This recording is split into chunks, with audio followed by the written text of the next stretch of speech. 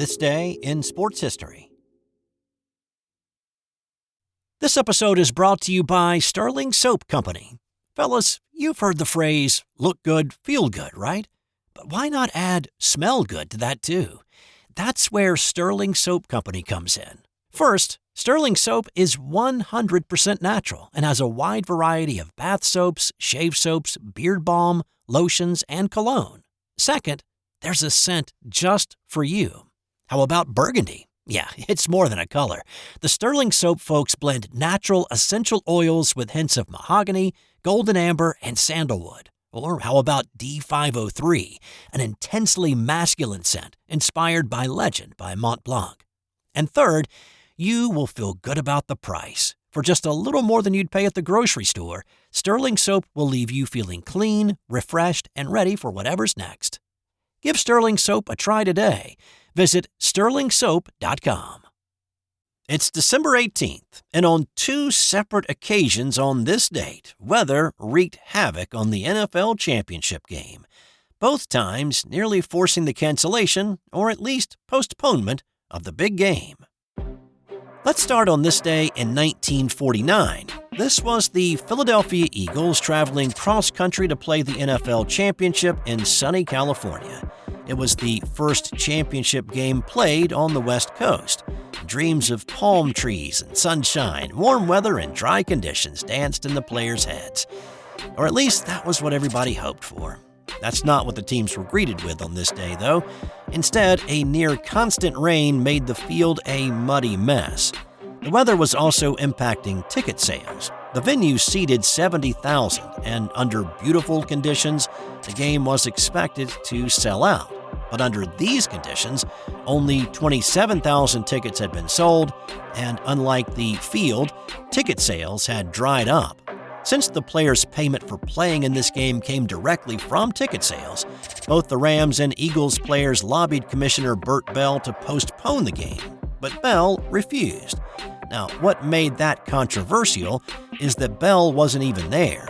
He was back home in Philadelphia making the call about the weather on the West Coast. His absence was noticed and called out by many. But Bell's argument was that the game was going to be televised, at least on the West Coast, and there was a nationwide audience ready to listen on the radio.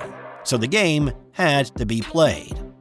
Of the 27,000 tickets sold, there were more than 5,000 no-shows, and the players' pay for the game was a third of what had initially been promised to them.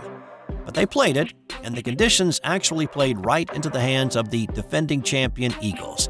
They were a running offensive team and a strong defensive team. They'd held 6 of their opponents that year to under 10 points. Los Angeles, on the other hand, won games through the air. They averaged 30 points a game during the regular season behind the arms of their pair of quarterbacks, Bob Waterfield and Norm Van Brocklin. The Eagles' ground game was able to find some traction, riding the legs of Steve Van Buren. Van Buren ran for 196 yards on 31 carries, and that helped them keep the clock moving and out of the hands of L.A. Even though the Rams were the passing team, the Eagles actually scored the first points in the second quarter on a 31-yard touchdown pass from Tommy Thompson to future Hall of Famer Pete Pijos. The Eagles then used some of their dominating defense to score their second touchdown. After stopping the Rams on offense again, they forced a punt deep in L.A.'s end. Philly rookie Leo Skladany broke through to block it and then scooped the ball at the 2-yard line and scored. The Rams were never able to adjust to the weather and field conditions, and they sputtered all day on offense. They had just 7 first downs, and none of those by running the football, and they only had 98 yards passing. The Eagles won their second consecutive NFL championship with the 14-0 win. On this day in 1932, the NFL played its first ever playoff game to decide its champion. Now, we talked about this a little bit yesterday, but between the start of the NFL through 1931, the champion of the league was decided by winning percentage. There weren't any playoff games or an extension to the schedule past the regular season. But in 1932, the Chicago Bears and the Portsmouth Spartans, the team that would eventually become the Detroit Lions, each had 6 wins and 1 loss. Now, the Green Bay Packers were 10-3, which you might think 10 is more than 6. Why weren't they the champs? but 10 wins in 13 games has a winning percentage of 77%. 6 wins in 7 games has a winning percentage of 86%. They also must have really enjoyed ties back in those days. The Bears had 6 ties that season, while the Spartans had 4 of them. But ties did not figure into the calculation. So instead of having co-champions, it was actually Chicago Bears coach George Halas that came up with the idea to have a playoff. Let's decide it on the field. So the game was scheduled to be played outside at Chicago's Wrigley Field, but a huge snowstorm blew into the Windy City and made the field conditions at Wrigley unplayable. So instead, they moved the game indoors to Chicago Stadium. But there was a problem. Well, several problems actually. One, the circus had been in town for a week-long run and had just vacated the premises. During their stay, the circus elephants had done a lot of vacating themselves all around the building, and the place smelled something awful. A couple of players actually got sick to their stomachs on the field because it reeked so bad. Second, the venue could only accommodate an 80-yard field, so some special rules had to be put in place. The most significant of which was when teams moved inside the 10-yard line, the ball was pushed back 10 yards to simulate a longer field, and field goals were not allowed, but extra points were. This was also a hockey venue, and the sidelines and end zone were encircled by head-high boards just beyond the boundary. The Bears and Spartans had played twice during the regular season, tying each time. It looked like that may be the score on this day, with both teams scoreless deep into the fourth quarter. Finally, the Bears' backfield duo of Bronco Nagurski and Red Grange teamed up for the first score. But there was a little controversy, and it revolved around one of the rules at this time in pro football that said any pass attempt had to be made at least 5 yards behind the line of scrimmage. Nagurski's pass was a wobbly end-over-ender that landed on the belly of Grange, who had been knocked down in the end zone.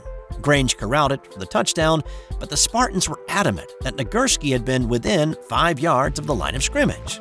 Their argument was ignored, and the Bears led. Portsmouth fumbled away their final opportunity on the day, putting the ball on the turf and then watching it roll out of the back of the end zone for a safety to provide the final score of 9-0. Now, this game had an impact without a doubt. The pro game was struggling to compete against the college game, and the owners realized they needed to make some changes. One, they relaxed the passing rules and made the line of scrimmage the legal pass, no pass line.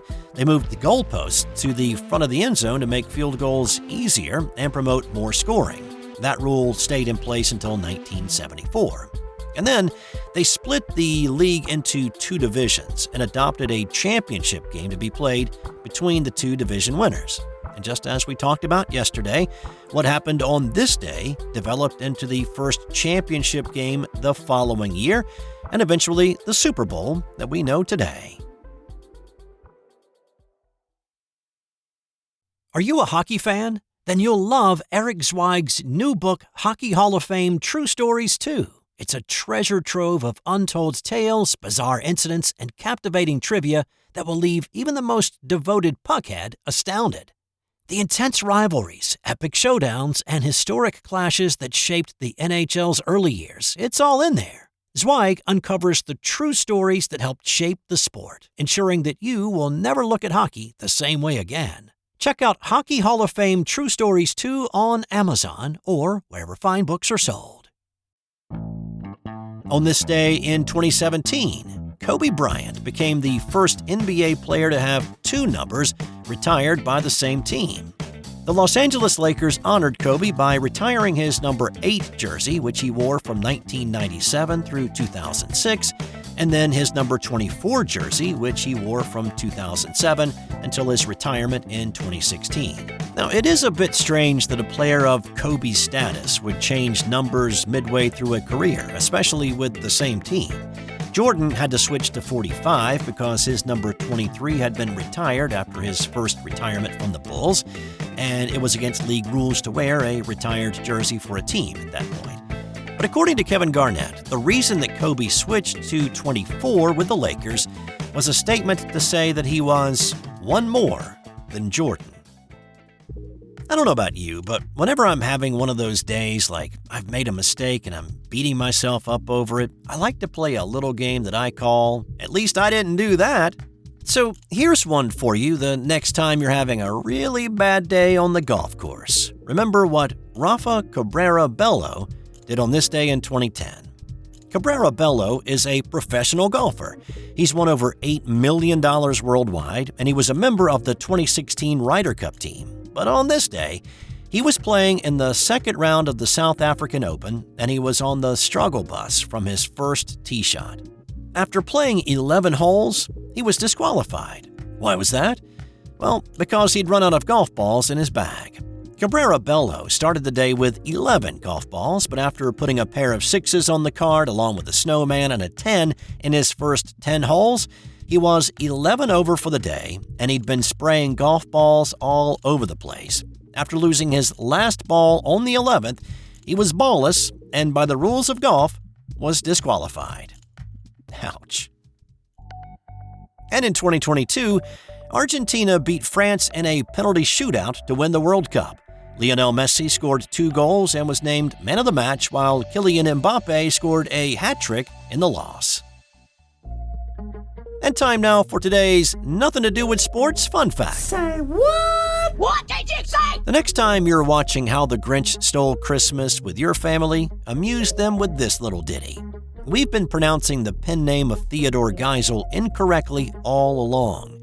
Geisel, better known as Dr. Seuss, used his mother's maiden name as his pen name, but it's truly not pronounced Seuss. Instead, it's supposed to be Soyce, rhymes with voice. Geisel corrected folks at first, but then he just said, the hoo-hoo fluff with it, and so now it's Seuss.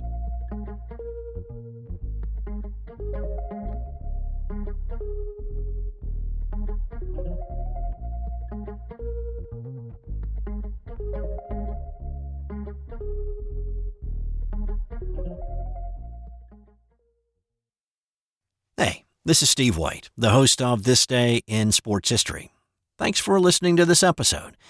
One quick thing, I'm up for an award. I made the short list for the best sports talk podcast in 2024, and there are some heavy hitters in this category, such as the Kelsey brothers, Scott Van Pelt, and Bill Rhoden. Now, there's not much hope for me winning this category against those guys, but if you're a fan of the show, then you may know that one of my favorite sports movies is Will Ferrell's Semi-Pro, and one of the things in that movie is his effort to get his team to finish in 4th place. So I've kind of poached that idea and would love for you to help me finish in 4th place.